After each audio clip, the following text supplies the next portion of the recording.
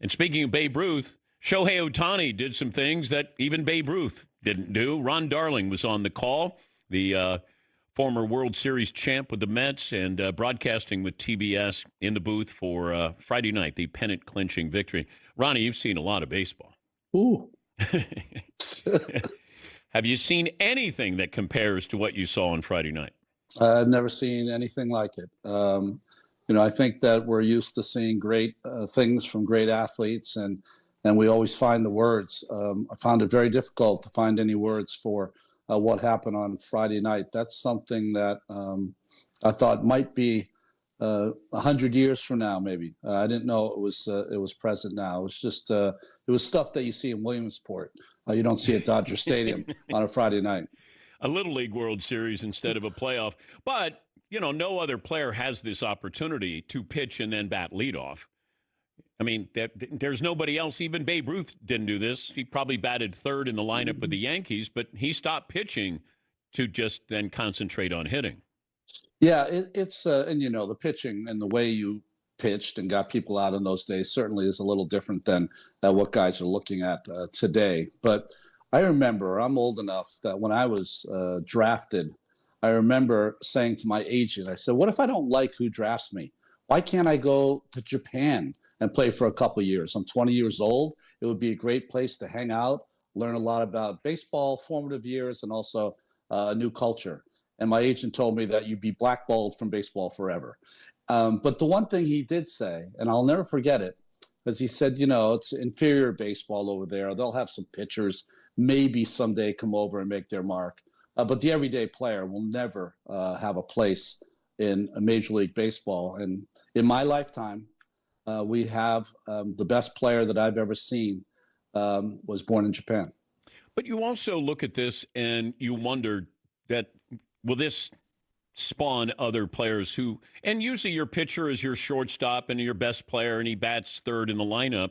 Why haven't we seen more of this? Paul Skeens was a great hitter in college.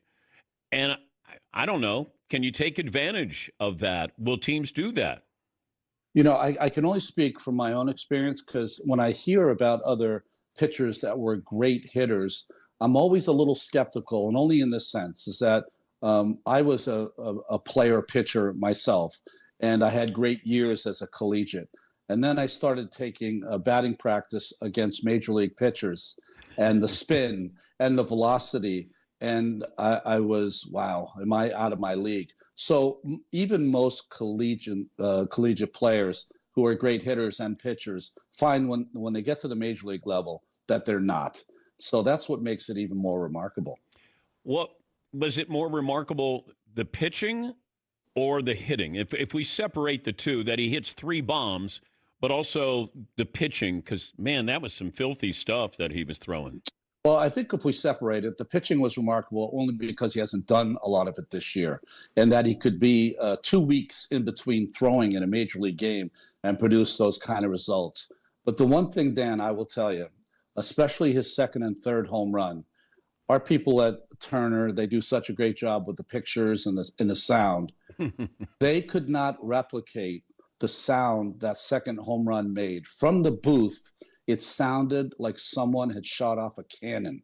I mean, the sound of the connection between bat and ball, I've never heard that before. And I've heard some great sounds, including some personally off me that ended up going a long way. But I had never in the booth heard something that loud. And, we tried to capture it leaving the stadium.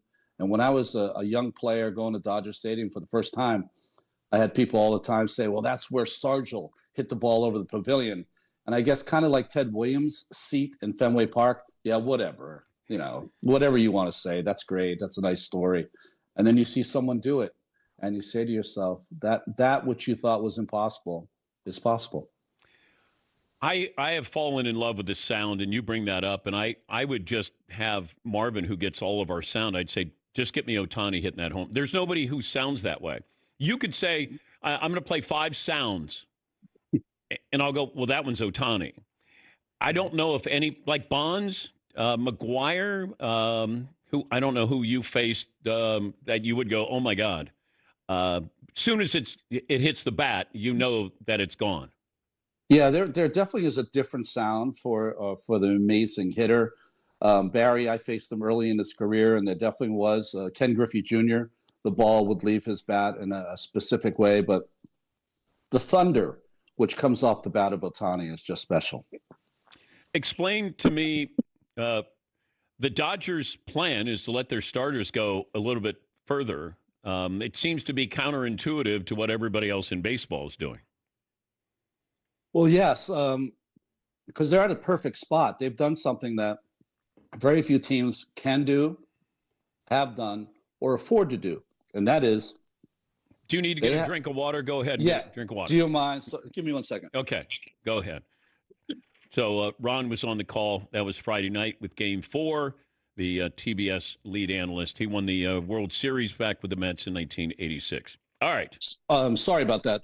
That very few teams can do. They got these pictures, Snell and Glasnow and others, and they're at a spot where they've only pitched 60 to 100 innings.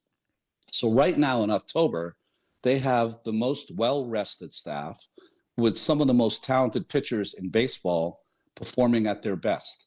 And I think that's why they're asking more of them than you've ever seen in the playoffs. We've had guys before that they get to this point, they have 200 innings or 185 innings. We're talking about guys that you can push for a couple of reasons. One is that they're where they're at innings-wise. But two, they've made their money, Dan. And that seems to be a very important thing for especially pitchers in baseball. If they've made their money, I think they're more willing to go that extra mile. What do you mean? I think that when you get to the postseason and you're dealing with a player or a pitcher that has not gotten his 4 or 5 year contract, their agent, themselves, people around them, the team, are hesitant sometimes to push them to a level that they've never been before. But if they've made their money, I feel like they feel confident that they can go and go that extra mile and pitch 7, 8 innings as opposed to the 5 or 6 that you see before. Vlad Guerrero has been hot the entire postseason. I mean, Ohtani was hot for one game, but Vlad Guerrero, I got to walk him, Ryan. I'm amazed. We're supposed to be at the smartest point we've ever been in baseball, and sometimes it's really nothing more than throwing all the papers away and everything and charts and all of that, and just watching an athlete at his best. I guess we've all been waiting for Junior to get to this point because we knew he had all the talent in the world. But and I know you know this better than anyone, when the talent and maturity clash all at the same time, it's one of the most beautiful things to watch in athletes. And that's where he is right now. He just, his intelligence about hitting is coupled with his innate athletic talent. So it's fun to watch. And I'm with you. That Seattle would ever challenge him at any point makes no sense to me.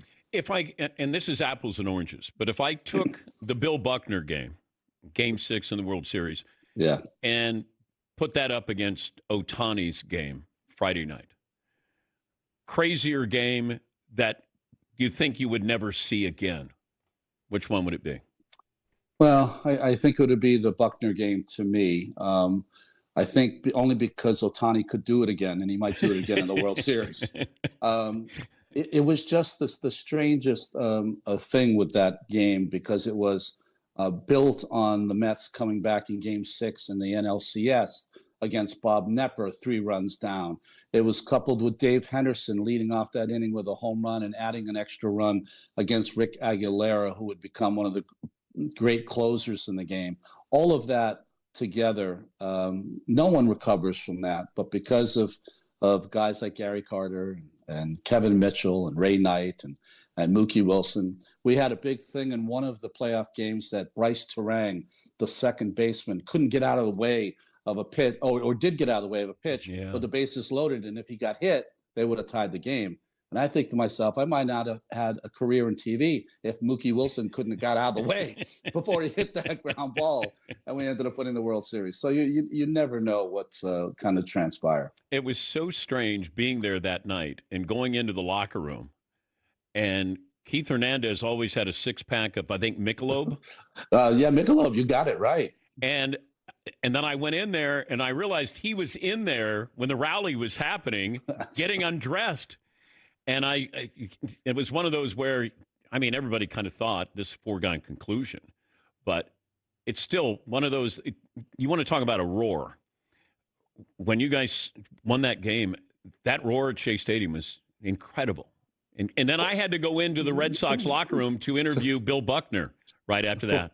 I mean, one of the worst things you ever have to do, right? Anytime you have to go into the losers' locker room, but especially with Bill, who was one of the great players, one of the great hitters to have to face. The one thing I will say about that night is, the locker rooms aren't like they are now. The locker rooms were pretty pathetic in those days. And we had that popcorn ceiling. And because of the war, as you were talking about, and the people dancing in the stands, all of the soot and dirt was coming through the popcorn ceiling. And all of us thought, I think as a collective group, this stadium could come down. But I think we were all comfortable. If it's going to come down, this is the best time.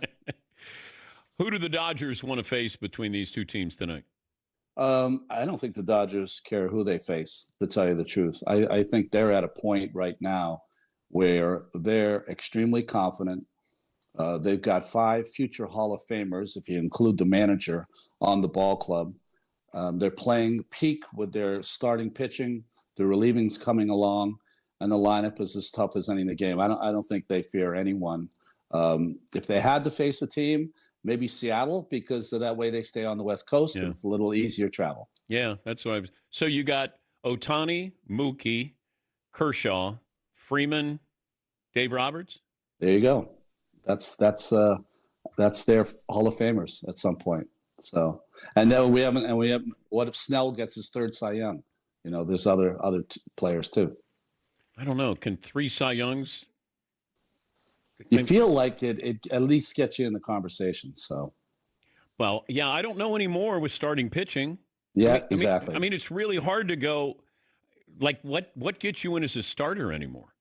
I know we're going to have starters in the near future who are going to have less than 150 wins, who are going to be seriously considered, and that's how much the game has changed. In fact, I think the win is going to change. It's going to be a collective decision by some group. I don't know if it's going to be the official score that will give it to whoever pitched the best that day. The 5 innings and all of that, I think, are going to go by the wayside someday.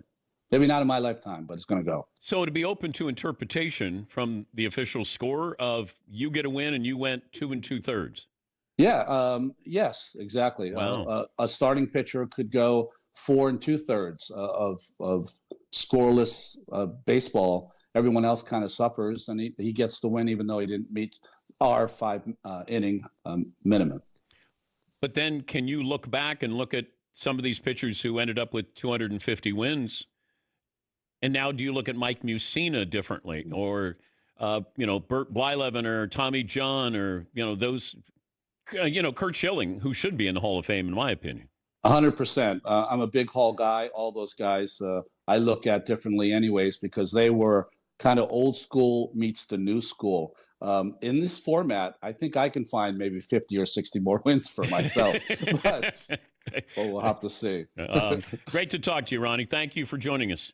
Thanks, Dan. Anytime. That's Ron Darling. He was in the booth for the NLCS Game 4.